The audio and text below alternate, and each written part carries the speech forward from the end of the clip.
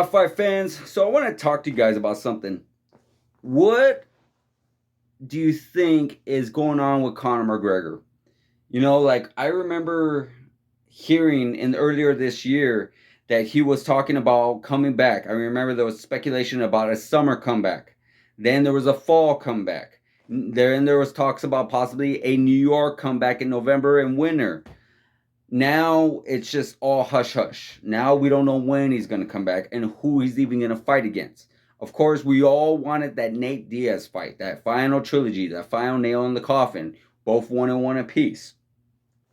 So what's going to happen next? When is he going to come back and who is he going to fight? That's one thing I want to ask you. Another thing I want to ask you guys is this.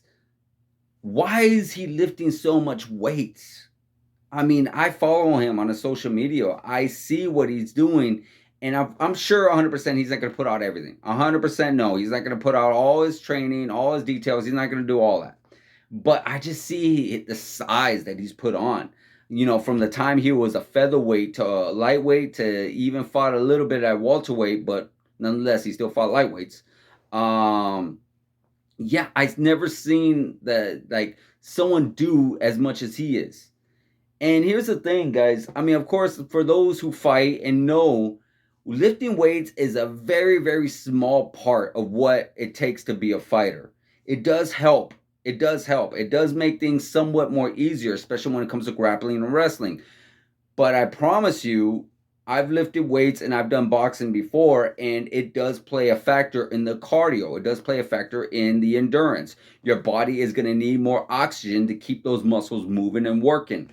And we've seen that in a lot of other fighters. We've seen that with like a Tyron Woodley, who was a big muscular guy. Conor McGregor himself was also starting to put on some size as he went up into the lightweights. And we noticed, like, man, he is definitely not, he's not known for his cardio. His first Nate Diaz fight definitely gassed in that second round. That last Nate Diaz fight, or the second Nate Diaz fight, he definitely wasn't 100% himself there either. Coming into the later rounds, and that was just striking. Nate didn't wrestle him, didn't grapple him to the ground. Conor wasn't there. So now with the size that I seen he's put on himself, I'm just like, damn, dude. How are you going to be able to handle someone like a Colby Covington, a Kamaru Usman, these guys are really good at striking. Maybe not as good as Conor's, but when it comes to grappling, good God, can these guys grapple? Good God, can these guys wrestle? Can they will literally toss Conor McGregor like a rag doll, regardless of how strong he think he is. Because they've been spending a majority of their lives doing just that. And Leon Edwards himself, too, is not that bad of a grappler either. He was able to take Kamaru Usman down.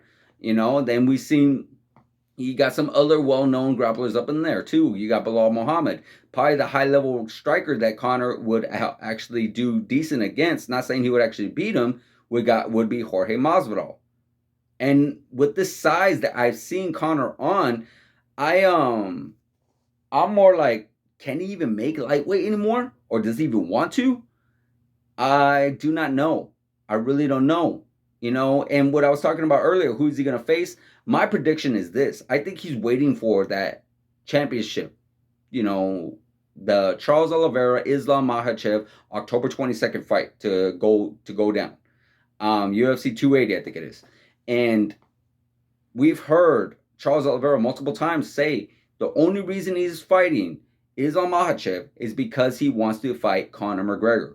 And I do feel strongly that if, and it's a big if, Charles Oliveira can get past Islam Makhachev, that we will see him versus Conor McGregor sometime next year. Probably more likely in the beginning. I know they already have booked up they got some things lined up. Maybe we might see him in January, because Conor McGregor is known for fighting in January now. He did it in 2020 against Donald Cerrone, and 2021 against Dustin Poirier. So that would be my sense. But then again, I don't even know if he can make lightweight anymore. That's 155 pounds. And this guy's walking around looking like a damn refrigerator. He's maybe at 190, maybe 200. And sure, I get it. He was hurt. He did have a bad break in his ankle. And that was back in July 2021. And there's only so much you can do. Obviously, you can't wrestle. You can't work on any kind of cardio. So yeah, you can lift weights. You can do some kind of type of bodybuilding if you would like. That you can work your upper body, and not put too much strain on your ankle. So, but now I just don't see him working on his grappling as much or running as much. I see a lot of lifting weights, and I see a lot of slow boxing. I see him training with his team, and I don't see him being fast. I see him like almost looking for shots and and it's like no, no, no, no, no, no. I don't see the speed that he needs. I don't see the endurance that he needs. I don't see the grappling that he needs. But then again, like I said, guys, maybe he's just not showing everything. Maybe he just wants to show us little bits and pieces. Conor's very known for that. But nonetheless, can he handle with his new frame the upper level guys? My personal opinion, I don't know. And I really don't think so. Because yeah, that first round could be very rocky for everybody. Again, he is super big. And I could definitely see it being very difficult to be taken down by anybody, especially in that first round. Conor McGregor is deadly in that first round. He goes for the kill. He reminds me somewhat of like a Vitor Belfort. If you really think about it, Vitor Belfort was super dangerous that first round. He was like literally, he would blitz after you. He would throw you like literally with every shot that he can possibly think of. But then later on, as the fight went down, he would kind of gas just a little bit, and that was that. And that's what I saw with Conor. He did super great against that first round with Nate Diaz. In that first fight, he was doing really good in the first couple rounds with the Nate Diaz fight. We saw what he was able to do with Eddie Alvarez. So yeah, he does really good. But when it comes to grapplers and when it comes to endurance, that's just really bad for him. My personal opinion is I really feel strongly that Chad Mendes would have been able to get him.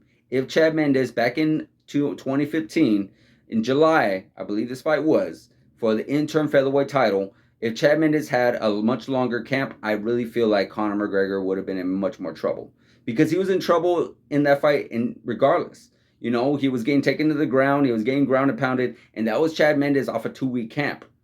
We know Chad Mendes. He's a really high level grappler and a very powerful striker. He could put your lights out. But Conor definitely was able to capitulate, and he was able to really put the nail in the coffin, pretty much outstroke him, knocked him out, and won the fight. So again, like I was just saying, if Chad Mendes had a full camp, would that fight go down the same? Maybe, maybe not. I feel like it wouldn't, because I think, yeah, again, Conor McGregor has tough time with wrestlers. It's no secret. We've seen what Khabib was able to do to him. So now with this size, that's what really worries me. I mean, does he have good grappling now, where he's able to use that size and his grappling together? If he has his grappling game on, like, don't worry about his striking. His striking has always been on point. He always has the sharpest punches, and he always has the deadliest power. He's put some very top contenders. We've seen him do it. Like I said, we've seen him with Chad Mendes. We've seen him with Jose Aldo. We've seen him with Eddie Alvarez, and we've seen what he was able to do to Nate Diaz, and the stoppage with Donald Cerrone. So, yeah, some of these guys are legends. Some of these were maybe past their prime. Nonetheless, he still was able to do it. So with that being said, if he does have high grappling now, if he does able to take people down and he's able to use that strength, then yes, these guys are definitely in trouble, especially in the next couple of rounds. Because again, like I said, it's going to be tough for Conor, who's not a very high endurance fighter, like a Kobe and like a Kamaru Usman. So, but this is just a big if. If he's been able to work on his wrestling all this time, then yeah, using that size could play a big help for him, a big role in his fights for him. But if he hasn't, now he has the size to worry about. And that's something that could gas him. It gasses a lot of well-known professional fighters who have that kind of size on them.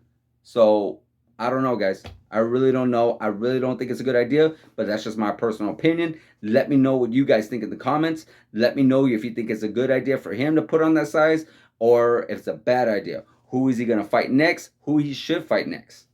Let me know. Like, subscribe, hit that notification button, and I'll see you guys in the next video.